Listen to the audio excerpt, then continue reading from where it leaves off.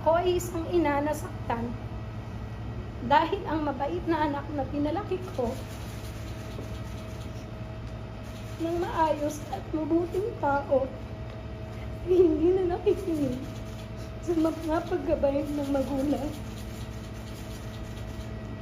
Kung mali man ang naging pagpuna ko sa nobya mo, humihingi ako ng patawad dahil nanay lang ako na nag-aalala. Matanda ka na, kaya mo nang magdesisyon para sa sarili mo. Bukas ang aming pintuan sa tahanan, may pera ka o wala, kung nanaisin mong bumalik sa amin. Hindi na pwedeng bawiin ang nasabi. Ang amin lang, handa na ako at ang papa mo mag-usap tayo ng bukas ang loob na may pangunawa anumang oras na handa ka pag-uwi mo upang maayos ito.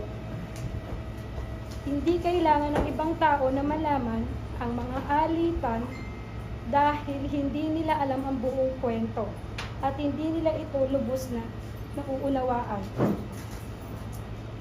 Gayunpaman, humihingi ako ng patawad sa iyo at sa sambayanan sa mga nasabi ko sa interview. Pagod at puyat ako sa kapapanood sa iyo ng mga panahon na yon. Di makatulog sa tuwa kahit tapos na ang iyong laban. Hindi ako nakapag-isip ng mabuti nang nirapido ako ng mga tanong ng mga reporter tungkol sa bagay na dapat ay tayo lamang ang nag-ayos. Patawad, anak. Iintindihan ko na maaaring tignan ng iba na kaya lamang ako nagsasalita ngayon ay dahil sa iyong tagumpay at kasaganaan. Ako ay nagsasalita para ilagay na sa katahimikan ng issue.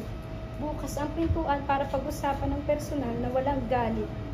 Hindi manumantong sa pagkabuo ng pamilya naway maipanatili natin ang respeto sa isa't isa at sa dignidad ng pamilya.